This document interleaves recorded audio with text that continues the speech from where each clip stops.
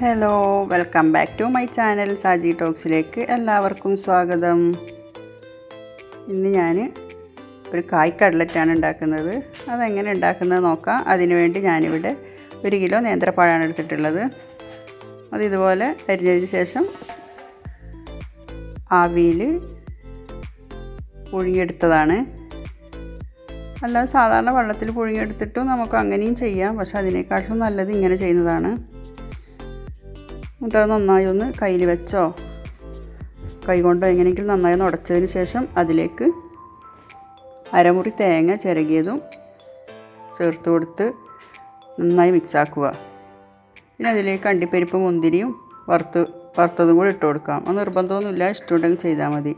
എന്നിട്ട് നമുക്ക് ഇതുപോലെ ഇഷ്ടമുള്ള ഷേപ്പിൽ ഇതൊന്ന് ആക്കിയെടുക്കാം. ഞാനിവിടെ ഹാർട്ട് ഷേപ്പിലും റൗണ്ട് ഷേപ്പിലാണ് ഇതാക്കിയിട്ടുള്ളത്.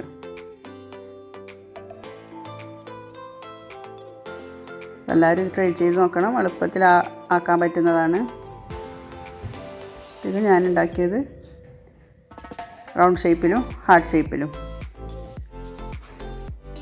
ഇനി ഇതെന്ത് വേണ്ടതെന്ന് വെച്ചാൽ നമ്മൾ സാധാരണ കട്ലറ്റൊക്കെ ഉണ്ടാക്കുന്നത് പോലെ മുട്ടയിലും ബ്രെഡ് ക്രംസിലും ഒന്ന് മുക്കിയിട്ട് ഫ്രൈ ചെയ്തെടുക്കണം.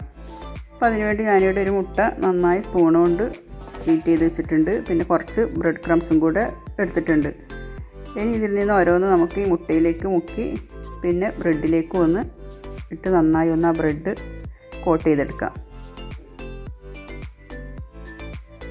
അങ്ങനെ നമുക്കിതെല്ലാം അതുപോലെ ചെയ്തെടുക്കാം.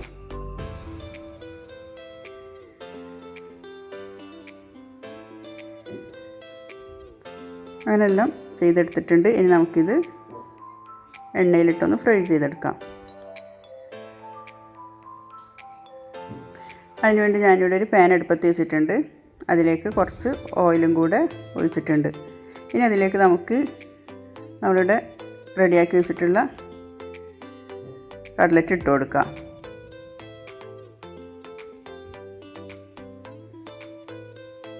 അപ്പോൾ എൻ്റെ ചാനൽ ആദ്യമായിട്ട് കാണുന്നവരാണെങ്കിൽ വീഡിയോ കണ്ടതിന് ശേഷം സബ്സ്ക്രൈബ് ചെയ്യാനും തൊട്ടടുത്തുള്ള ബെല്ലൈക്കൺ പ്രസ് ചെയ്യാനും മറക്കരുത്. വീഡിയോ ഇഷ്ടമായാൽ ലൈക്ക് ചെയ്യാനും ഷെയർ ചെയ്യാനും മറക്കരുത്. അപ്പോൾ ഒരു വശം ഫ്രൈ ആയതിനു ശേഷം നമുക്കിത് തിരിച്ചിട്ട് കൊടുത്ത് മറുവശം കൂടി ഒന്ന് ഫ്രൈ ചെയ്തെടുക്കാം. അപ്പോൾ 2 വശവും ഫ്രൈ ആയതിനു ശേഷം നമുക്കിത്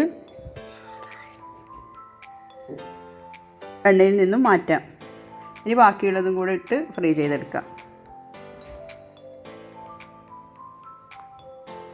ആദ്യം ചെയ്തതുപോലെ തന്നെ ഒരു വശം ഫ്രൈ ആയതിനു ശേഷം തിരിച്ചിട്ട് കൊടുത്ത് മറ്റേ വശവും ഫ്രൈ ആയിട്ട് നമുക്കിത് എണ്ണയിൽ നിന്ന് മാറ്റാം. പെട്ടെന്ന് ഉണ്ടാക്കാൻ പറ്റുന്നതാണ്. പഴം വീട്ടിലുണ്ടെങ്കിൽ നമുക്കിത് പെട്ടെന്ന് ഉണ്ടാക്കാൻ പറ്റും.